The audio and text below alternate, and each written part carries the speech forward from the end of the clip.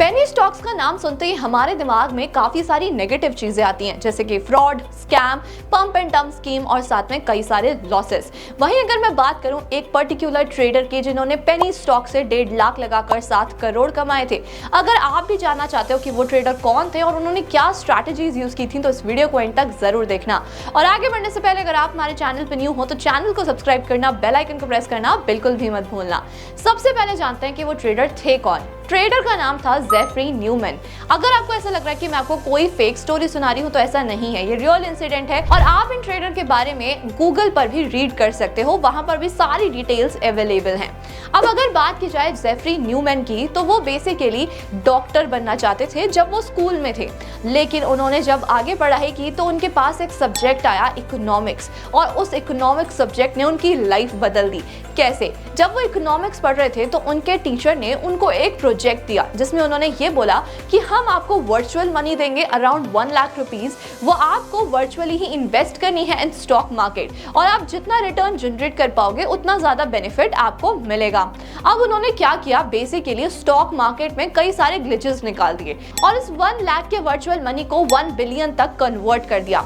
वहां से उनको मोटिवेशन मिला कि वो स्टॉक मार्केट में काफी अच्छा पैसा कमा सकते हैं। स्टॉक मार्केट में पैसा लगाने के लिए उनके पास कोई भी कैपिटल नहीं था, हालांकि उन्होंने स्कूल छोड़ दिया, वो ट्रेडिंग पर ही फोकस करना चाहते थे, लेकिन उनके पास कैपिटल था ही नहीं। अब आपको लग रहा होगा कि उन्होंने लोन लिया या फिर किसी भी तरीके से अरेंज कर ट्रेडिंग में पैसा लगाया, नहीं, इन्होंने बहुत ही अलग तरीके से अपने कैपिटल को अरेंज किया था। उस टाइम पर थंडरस्टॉर्म आया और थंडरस्टॉर्म की वजह से उनकी कार का एक्सीडेंट हो गया जो कि इंश्योर्ड कार थी। अब जब उन्होंने इंश्योरेंस कंपनी से 1.5 लाख रुपए क्लेम किए तो वही बना उनका एक मेन कैपिटल। उस कैपिटल को उन्होंने स्टॉक मार्केट में इन्वेस्ट करना सही समझा, लेकिन वो ये चाहते थे कि मैं नॉर्मली तो स्टॉक मार्केट में इन्वेस्ट नहीं करूंगा, जो बड़ी बड़ी कंपनीज हैं मैं वहां से कोई रिटर्न थोड़ा ना कमा सकता हूँ। हो सकता है कि मैं लॉन्ग टर्म में पैसे बना सकूं, लेकिन मुझे तो पर डे के 3% का रिटर्न चाहिए, तो वो कैसे पॉसिबल होगा।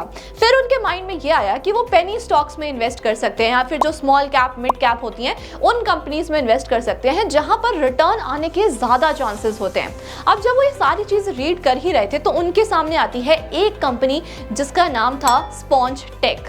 अब 2009 में जो स्पॉन्ज टेक कंपनी थी ना, वो काफी ज्यादा छोटी कंपनी थी, लेकिन उस कंपनी का जो प्रोडक्ट था वो काफी ज्यादा यूनिक था।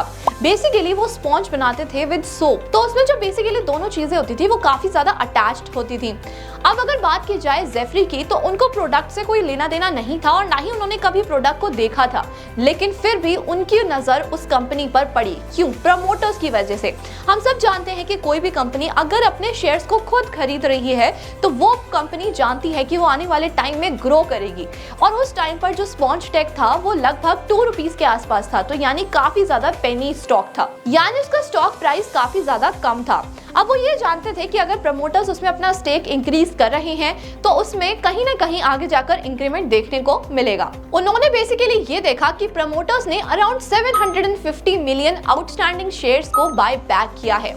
अब ये जो सारी न्यूज होती है ना, ये आपको किसी भी स्टॉक एक्सचेंज यानी कि एनएसई और बीएसई पर मिल जाएगी, क्योंकि इनसाइडरी ट्रेडिंग का जितना भी डेटा होता है वो ब्लॉक डील प्लस रेगुलेटर्स सबके पास आ जाता है। इसी से ही उनको ये न्यूज मिली कि वो इनसाइडरी ट्रेडिंग कर रहे हैं। उसके बाद उन्होंने इस स्टॉक में एंट्री लेने का सोचा। आप सोच भी नहीं सकते कि उन्होंने एक साथ कितने शेयर्स खरीद लिए। उन्होंने इस कंपनी के अराउंड 70 लाख शेयर खरीद लिए। अब आपको ये सुनने में काफी ज्यादा ह्यूज लग रहा है, पर जब कोई पेनी स्टॉक होता है, मान लीजिए अगर उस टाइम पर इसका प्राइस 20 पैसे या फिर 30 पैसे था, तो उसमें काफी सारे शेयर्स आ सकते हैं। इसी हिसाब से उन्होंने 70 लाख शेयर्स को खरीदा और वो भूल गए। अब जब उन्होंने इन्वेस्ट कर दिया तो उसके कुछ टाइम बाद उन्हें ये पता चलता है कि ये कंपनी काफी ज्यादा ऊपर जा रही है, इसका मार्केट कैपिटलाइजेशन भी इंक्रीज होता जा रहा है। अब वो जहां पर भी देखें फुटबॉल का मैच हो रहा है, उनकी जर्सीज पर भी स्पॉन्ज टेक का एड लगा हुआ है, तो इस तरीके से उनको थोड़ा सा तो डाउट हुआ कि वैल्यूएशन इतनी तेजी से इंक्रीज हो रही है, तो उन्होंने बेसिकली ये डिसाइड किया कि हर 3 रुपए के मूव पर वो 2 लाख शेयर्स को बुक करेंगे, और ऐसे ही करते करते उन्होंने काफी अच्छा अच्छा प्रॉफिट भी कमा लिया और साथ में काफी सारे शेयर्स भी बेच दिए। अब जो उनके पास क्वांटिटी बची थी वो अराउंड 40 लाख शेयर्स की बची थी।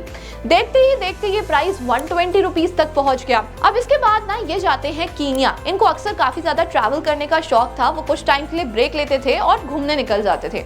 अब कीनिया में क्योंकि वहां पर उस टाइम पर इतने ज्यादा कंप्यूटर्स भी नहीं थे, नेटवर्क भी नहीं थे, तो आप ब्लैकबेरी के बारे में जरूर जानते होंगे। ब्लैकबेरी पर उनको एक टेक्स्ट रिसीव होता है कि स्पॉन्ज टेक का प्राइस आसमान छू रहा है और बहुत ही ऊपर जा रहा है। उसके बाद उनको डाउट होता है कि एकदम से इतनी वैल्यूएशंस कैसे चेंज हो सकती हैं और इसमें कुछ ना कुछ गड़बड़ है। यूजुअली अगर हम ट्रेडर्स की बात करें तो वो खुश होंगे कि अगर मेरा किसी कंपनी में स्टॉक है और वो स्टॉक प्राइस ऊपर जा रहा है तो हमारे लिए वो बेनिफिशियल है, लेकिन ये डर गए और उन्होंने जैसे जैसे कर कर अपने लिए इंटरनेट प्रोवाइड करवाया और साथ में रिसेप्शनिस्ट को पैसे भी दिए, एक्स्ट्रा पैसे दिए इंटरनेट प्रोवाइड करवाने के लिए, और उन्होंने धीरे धीरे कर कर अपने 40 लाख शेयर्स को बेच दिया। अब ये जो उन्होंने शेयर्स बेचे, ये सारे शेयर्स तो प्रॉफिट में बेचे, लेकिन उसकी कुछ ही देर बाद उनके पास ये न्यूज आती है कि स्पॉन्ज टेक का प्राइस टूट गया है और बुरी तरीके से। जो प्राइस उसका 120 तक पहुंच गया था, वो प्राइस उसका सिर्फ 2 रुपए या फिर 3 रुपए रह गया है। उनको समझ ही नहीं आया कि किस तरीके से क्रैश हुआ, आखिरकार इतना बड़ा क्रैश हो कैसे सकता है। तो 2009 तक तो ये इन्फॉर्मेशन नहीं आई, लेकिन 2010 में ये पता चलता है कि इसमें भी प्रमोटर्स का ही हाथ था। अब प्रमोटर्स को सू किया जा रहा था, उनके ऊपर लीगल केसेस लगाए जा रहे थे इनसाइडरी ट्रेडिंग की वजह से। बट उनका एक ही मूव, या फिर उन्हें लक भी बोल सकते हैं, उनको 7 करोड़ रुपए बनवा के दे गया। ऐसा नहीं है कि उन्होंने कभी लॉस फेस नहीं किया, उनको भी काफी बड़ा लॉस हुआ था। अगर बात की जाए 2005 से लेकर 2008 तक की, तो इसी बीच उन्होंने एक एनिमल बेस्ड स्टॉक में इन्वेस्ट किया। उसके बाद जब उस टाइम पर स्वाइन फ्लू फैला तो उसका प्राइस जब उन्होंने 10 रुपए का खरीदा था वो 120 रुपए पहुंचा और 120 रुपए से वो सिर्फ 40 रुपए रह गया और सिर्फ एक ट्रेड की वजह से उनका 30% कैपिटल लॉस में चला गया। तो इस वजह से उनको लॉस भी हुए, बट वो हमेशा एक फ्रेमवर्क पर चलते थे। अब अगर उनकी ट्रेडिंग की बात की जाए तो वो हमेशा सिर्फ एक ही स्ट्रैटेजी पर काम करते थे, जो कि है ट्रेड लाइन। वो ट्रेड लाइन ड्रॉ करते थे, वो भी 1 मंथ के ड्यूरेशन पर। अगर मैं यूजुअल ट्रेडर्स की बात करूं तो वो 15 मिनट्स या फिर 10 मिनट्स इसके अकॉर्डिंग ही ट्रेड लाइन बनाते हैं, लेकिन वो हमेशा 1 मंथ के अकॉर्डिंग ही ट्रेड लाइन क्रिएट करते थे और उसी के अकॉर्डिंग ट्रेड करते थे। वो हमेशा इंस्टीट्यूशंस पर भी ध्यान रखते थे। उनको पता था कि जो भी स्टॉक्स में इंस्टीट्यूशंस मूवमेंट होगा या फिर इन्वेस्टमेंट्स होंगी, वो स्टॉक प्राइस भी ऊपर जाएगा। साथ में वो हमेशा ये देखते थे कि अगर कोई स्टॉक ऊपर जा रहा है तो वो कहीं किसी कैटलिस्ट की वजह से तो नहीं जा रहा। कैटलिस्ट का मतलब होता था कि उन्होंने कोई प्रोडक्ट चेंज किया है या फिर कंपनी को एक बड़ा ऑर्डर मिला है, प्रमोटर्स ने कुछ बाय बैक किया है, तो ये सारी चीजों पर ध्यान रखते थे और उन्हीं स्टॉक्स को बाय एंड सेल करते थे। तो कुछ इस तरीके से उन्होंने पेनी स्टॉक्स में इन्वेस्ट किया और अपनी इतनी बड़ी वेल्थ को जनरेट किया। एट लास्ट आई होप आपने इस वीडियो से कुछ सीखा होगा। मैं आपको सिर्फ ये बोलना चाहूंगी कि कोई भी चीज गलत नहीं होती है। अगर आप किसी स्टॉक को अच्छे से एनालाइज कर सकते हो, पढ़ सकते हो और उस स्टॉक के बारे में जान सकते हो, तभी आपको उस स्टॉक में इन्वेस्ट करना चाहिए। और जरूरी नहीं है कि आपको पैसे कमाने के लिए मल्टीपल स्ट्रैटेजीज को यूज करना है। जैसे उन्होंने सिर्फ एक स्ट्रैटेजी को यूज कर इतना पैसा कमाया, आप भी अपने लिए एक पर्टिकुलर स्ट्रैटेजी ढूंढ सकते हो और उसके अकॉर्डिंग ट्रेड कर सकते हो। आई होप आपको ये वीडियो अच्छा लगा होगा। आप इस बारे में क्या सोचते हो और आपकी कौन कौन सी स्ट्रैटेजीज हैं, कमेंट करके जरूर बताना। इस वीडियो को जितना हो सके उतना शेयर कर देना और ऐसी इंटरेस्टिंग वीडियोस के लिए हमारे चैनल को सब्सक्राइब करना, बेल आइकन को प्रेस करना बिल्कुल भी मत भूलना। Thank you so much.